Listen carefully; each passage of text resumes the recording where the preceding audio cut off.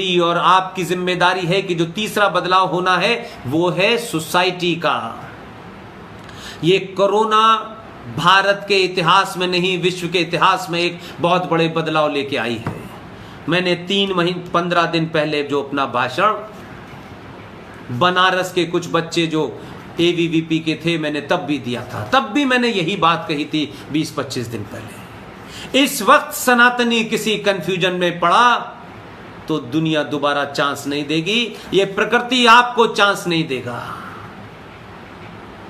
ये गंगा जमुना तहजीब, ये भाई भाई सारे धर्म बराबर हैं, भाईचारा अब नहीं भाई, अब ये सनातनियों की है। जो सनातन में विश्वास रखता है वही भारतीय है, जो नहीं रखता है वो नहीं है। वो अपना हो पराया हो, हमको कोई मतलब नहीं। लिहाजा उस किताब को जरूर पढ़ें, उस मक्कार को जरूर पढ़ें कि उसको भारत रत्न देना पड़ा। इसी तरीके से एक किताब है at home in India, the reinstatement of Indian Muslim.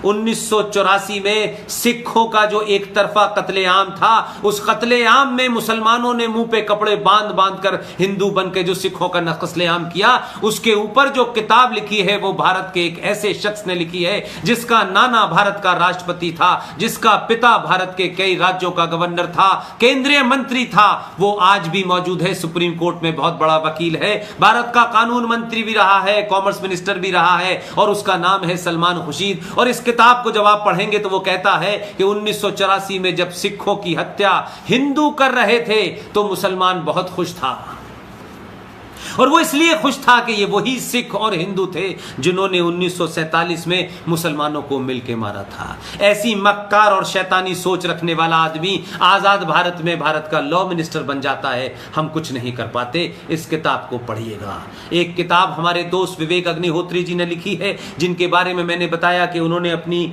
Film बनाई है ताशकंद फाइल। वो अब कश्मीर फाइल बनाने जा रहे हैं, सबसे मदद ले रहे हैं, रोज अच्छे अच्छे लोगों से बात कराते हैं, रोज मेरे टच में रहते हैं। मैं बार बार कहता हूं मैं क्या कर सकता हूं, मैंने कहा मैं बहुत छोटा सा आदमी हूं, 25 साल की पत्रकारिता के बाद इस्तीफा दे करके अब मैं कुछ कर रहा हूं। मैं आपके बारे में जितना हो सकता है लोगों को बताऊंगा। उनकी एक बेहतरीन किताब है, उस किताब का जिक्र इसलिए करना चाहता हूं, ये किताब कॉलेज और यूनिवर्सिटीज में जरूर पढ़ाई जानी चाहिए। जहां जहां ये किताब पहुंचेगी वहां ये अर्बन नक्सल नाम के लोग जो हैं नहीं पहुंचेंगे, जिन्हें मैं अर्बन टेररिस्ट कहता हूं, अर्बन नक्सल टेररिस्ट कहता हूं। उस अर्बन नक्सल किताब को लिखा है विवेक अग्निहोत्री ने, उसे भी पढ़िएगा। एक दूसरी किताब है बोस और Gandhi, who got India her freedom.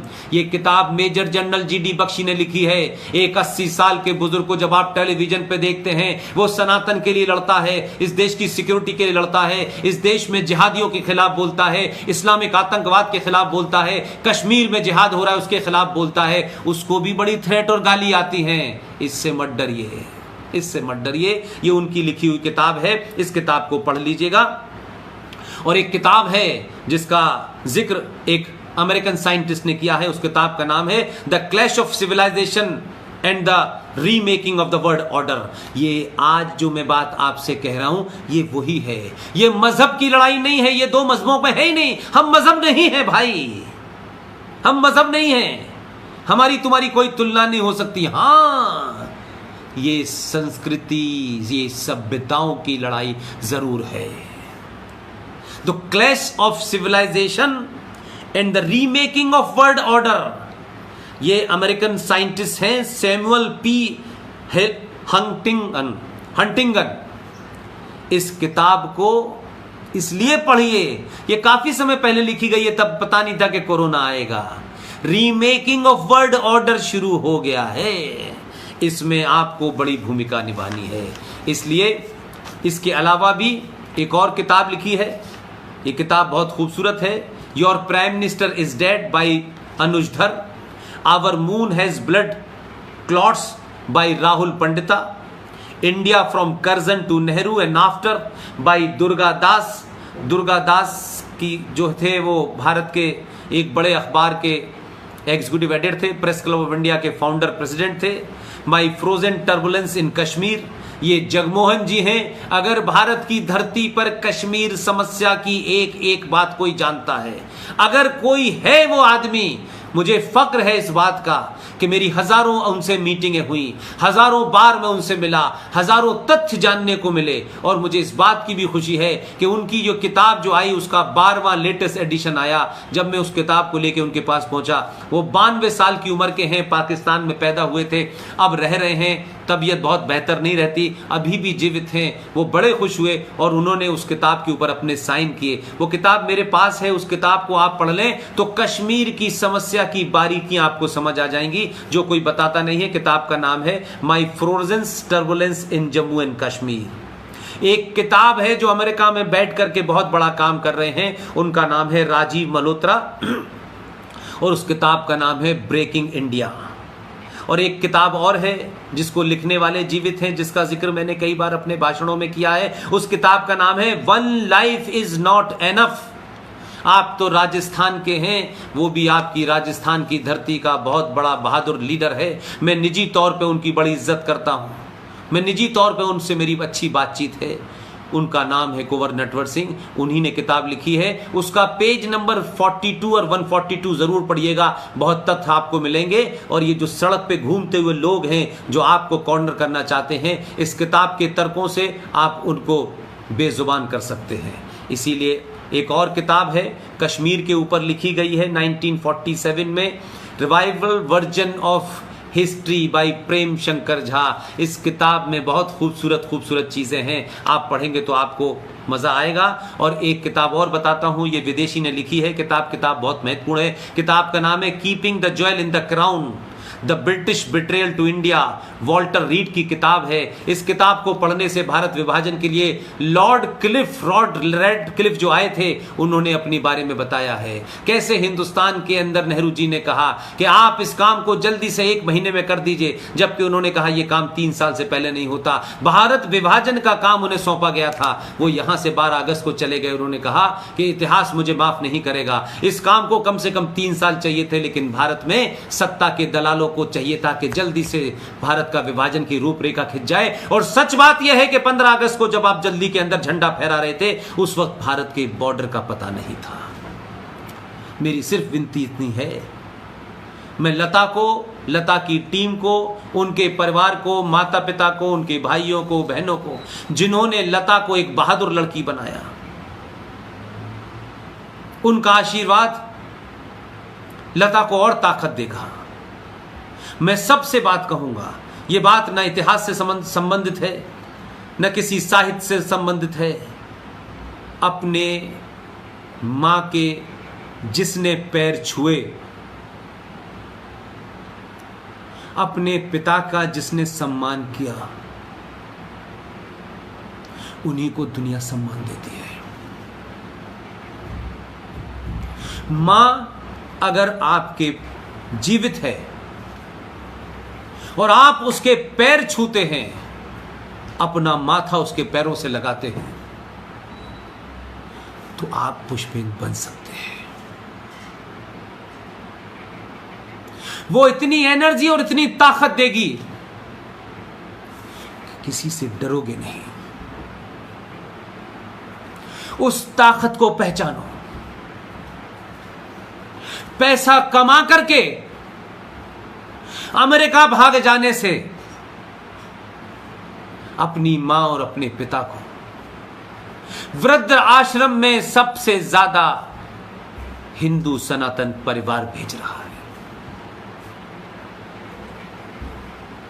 ये कैसा आपने नियम बनाया है, ये कौन सा आधुनिक विकास आपने किया है कि जिस मां ने आपको 9 महीने पेट में रखकर आपको जन्म दिया, आपको पाला, आपको बड़ा किया, उस मां को आप किसी वृद्धा आश्रम में छोड़ करके सो कैसे लेते हैं? नींद कैसे आ जाती है आपको? आपका जमीन आपको नहीं कछोड़ता? आप चंद डॉलर भेज देते हैं, आपके डॉलर के लिए आपकी मां ने आपको पैदा नहीं किया था। विश्व में जहां भी खड़े होंगे, दुनिया का अगर कोई सत्य है, अगर सत्य है, उसके अलावा सब विश्वास है। सत्य सिर्फ एक है, मां। और ये इसलिए सत्य है, मां है तो मां ही सच्चाई है। इससे बड़ा सच कोई हो ही नहीं सकता। दुनिया इधर से उधर हो जाए, आप ये नहीं कह सकते कि ये जो मेरी मां है इसी ने आपको जन्म दिया है। दुनिया में अगर कोई विश्वास नाम की चीज है जिसे हम कहें विश्वास है और एक शब्द में उसे प्रकट करें, तो सच्चाई के नाम पे अगर सबसे बड़ा सच है तो उसका नाम है मां। और विश्वास के नाम पे अगर सबसे बड़ा कोई विश्वास है, उससे बड़ा विश्वास दुनिया में नहीं हो सकता। उसके लिए कोई एफिडेविट नहीं बना सकता, उसके लिए कोई प्रमाण पैदा नहीं कर सकता। और वो विश्वास है कि वो मां जिसकी इस तरफ इशारा करके तुमसे कह देती है ये तुम्हारा बाप है, अपनी मां से कभी आप सर्टिफिकेट नहीं मांगते, डीएनए टेस्ट नहीं कराते, आजीवन उस शख्स को अपना बाप मान लेते हैं। यही सत्य है, यही विश्वास है। जो सत्य है उस सत्य को वृद्ध आश्रम न पहुंचाओ।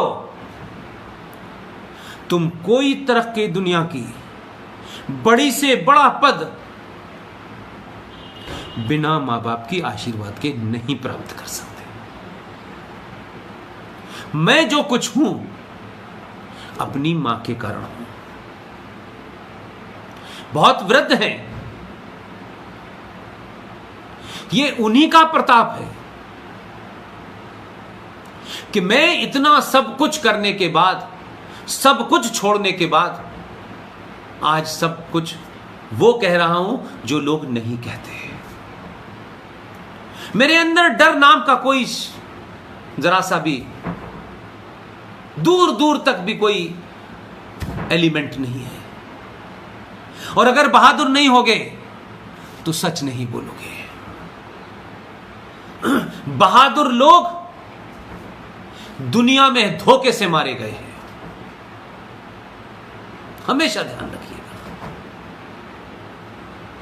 और उन्हें किसी ने सामने से नहीं मारा, उन्हें या तो अपनों ने जहर दिया या अपनों ने मिलकर सौदा कर लिया। बहादुर कभी भी दुश्मन से नहीं हारा, अपनों से हारा है। अपनों से डर है आपको अपने मारेंगे। लेकिन मैं फिर कहता हूं, अगर अपनी मां का दूध पिया है तो उस कर्ज को लौटाओ। ये मकान, ये बड़ी बड़ी गाड़ियां, ये बड़ा पैसा, कश्मीर में भी करोड़ों करोड़पति लोग थे, सदियों से थे। आज तक ऊंची आवाज में कश्मीरी हिंदू पंडितों ने किसी से बात नहीं कही। लेकिन उनके बच्चे भी अमेरिका, लंदन पढ़ने जाने लगे और जिहादियों ने उन कश्मीरी हिंदू पंडितों को, जो कश्यप ऋषि की औलादें थी, उन्हें अपने ही देश में और अपने ही वतन में 7वीं बार भागने से मजबूर कर दिया।